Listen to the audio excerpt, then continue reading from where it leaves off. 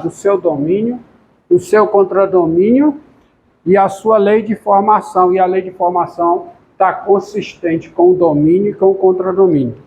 Qualquer que seja o número real, eu posso calcular o dobro dele, somar com 1, e essa operação me devolve um único outro número real. Tá? Então tem que estar consistente. Tá bom? Tem que estar totalmente consistente. E a definição, talvez a definição mais importante de hoje seja a definição de igualdade de função, tá? Definição de igualdade. E essa definição eu preciso definir porque a igualdade é para ser vista à luz dessa definição. Então, sejam F de A em B e G de C em D funções. Dizemos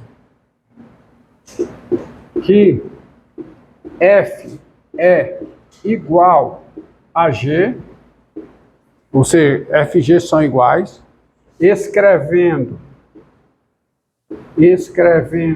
assim,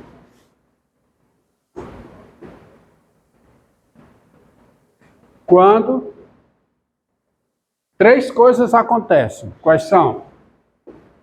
Elas tiverem o mesmo domínio. Segundo, tiverem o quê? Os mesmos contradomínios. O mesmo contradomínio, ou seja, domínios iguais, contradomínios iguais e a mesma lei de formação, isto é, f de x foi igual a g de x, ou seja, a imagem de x por f foi igual à imagem de x por g, qualquer que seja o x no domínio comum. Tanto faz eu botar A como C. Então, duas funções são ditas iguais quando essas três coisas acontecem. Elas têm o mesmo domínio, o mesmo contradomínio e a mesma lei de formação. Qual é a expressão que era a lei de formação? É exatamente igual? Tem que ser igual. Tem que dar o mesmo resultado. Mas as expressões não são diferentes? Não. Grave isso aqui. Se você gravar isso aqui, você vai entender. Esqueça, por enquanto, a expressão que dá a f de x. Foque no que significa f de x. O que significa f de x? A imagem de x por f. O que significa g de x? A imagem de x por g. Se a imagem de x por f foi a imagem de x por g, qualquer que seja x em A, e não é só isso, tem que ser o seguinte, tem que começar daqui, ó, mesmo domínio, mesmo contradomínio, e a imagem de x por f tem que ser a imagem de x por g, qualquer que seja x em A. Se essas três coisas acontecem, as funções são iguais. Foque nisso. Se você focar nisso, você responde essa sua pergunta aí.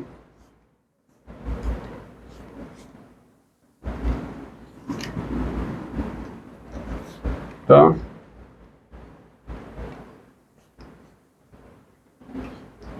Outro conceito que é muito usado aqui no cálculo é o conceito de restrição, tá?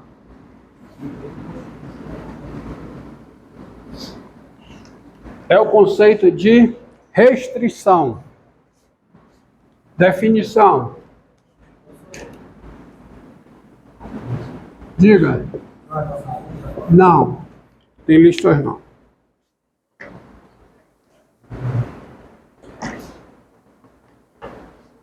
Sejam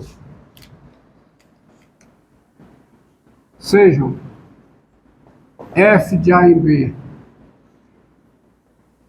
uma função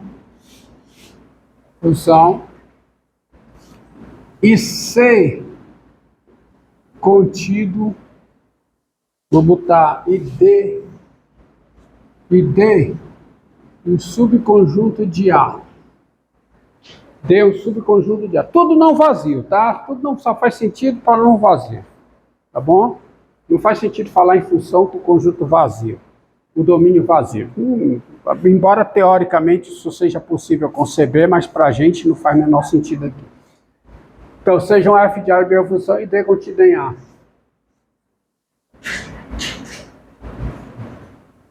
A função são denotada por sim, ó.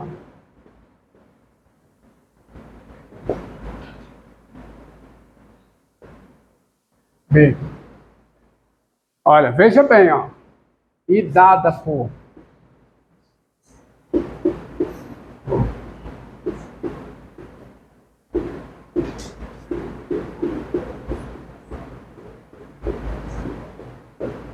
quer que seja B.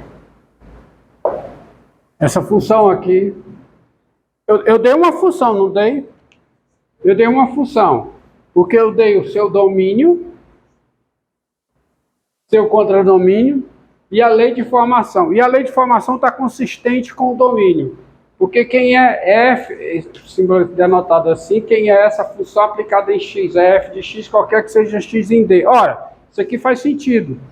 Porque se x está em D, como D é subconjunto de A, eu posso calcular f de x. E só dá um valor. Tá certo? Então, essa função, ela recebe o nome de denominada restrição ou função restrição. Ou seja, restrição de f a quem? A D. E a restrição de f a D. Olha, faz todo sentido, porque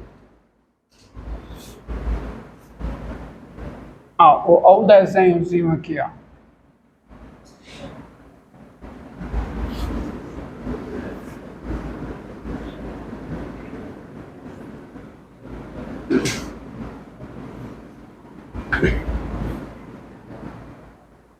Você tem aqui o conjunto A, você tem o conjunto B, e você tem daqui para cá a função f, não é? E você tem o D como subconjunto de A. Então, de D para B, você tem a função f restrita a D. A função f restrita a D é para cada x de D, para cada x aqui de D, eu calculo quem? O f de x, que vai estar em B. Mas eu vou fazer isso só para os elementos de D. Então, por isso que se chama função restrição. Tá? E outra coisa, dado uma função f de A em B, nós dizemos que ela é de valor, é de variável real, tá? Definição. Outra definição, é a terminologia do curso, tá? Então, seja f de A em B uma função. Nós dizemos que f é de variável real. Dizemos que f é uma função de variável real quando o domínio é subconjunto de R. Como aqui, ó. Olha aqui, ó, por favor. Essas funções, todas essas duas que eu dei aqui, elas são funções de variável real, porque o domínio é subconjunto de R. E nós dizemos que f é de valor real quando o contradomínio é subconjunto de R. E as funções trabalhadas aqui no cálculo são as funções de variável real e de valor real. Eu só vou tratar aqui no cálculo funções desse tipo. Funções que são de variável real, isto é, o domínio é subconjunto de R e o contradomínio também é subconjunto de R. E nesse caso, é permitido fazer o seguinte, se expressar da seguinte forma.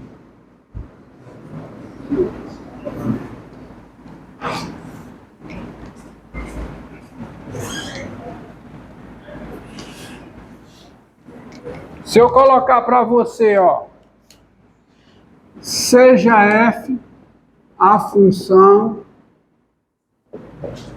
dada por f de x igual a 2x mais 1. Se eu definir para você, se eu apresentar para você uma função indicando somente a sua lei de formação, o domínio ele fica dado implicitamente como? É o maior subconjunto de R para o qual faz sentido a lei de formação. Veja aqui, eu posso calcular o 2x mais 1, qualquer que seja o x real. Então, daí você tem domínio de F. Quem é o domínio de F? Quem é? Os reais. E quem é o contradomínio? É sempre os reais. Fica dado implicitamente. A última. Seja G a função dada por G de x igual a 1 dividido por x menos 2. Eu explicitei o domínio aqui? Não. Nem o contradomínio. De novo, quem é implicitamente o domínio? Ei, acabou não, viu? Quem é implicitamente o domínio? Quem é? É o maior subconjunto de R para o qual faz sentido calcular é o maior subconjunto de R formado por cada número real x para o qual faz sentido calcular 1 sobre x menos 2. Tá certo? É. Então, daí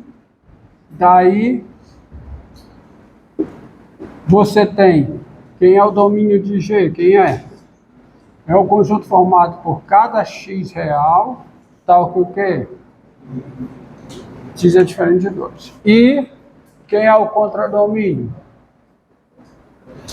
Os reais. Então, quando eu só dou a lei de formação para uma função aqui do cálculo 1, que são funções de variável real e de valor real, o domínio é o maior subconjunto de R para o qual faz sentido a lei de formação. Tá certo? É o maior conjunto formado por cada x real, tal que eu posso calcular a imagem de x. Tal que faz sentido calcular f de x. Entendido? Por hoje é isso aí. Na próxima aula eu exploro mais o conceito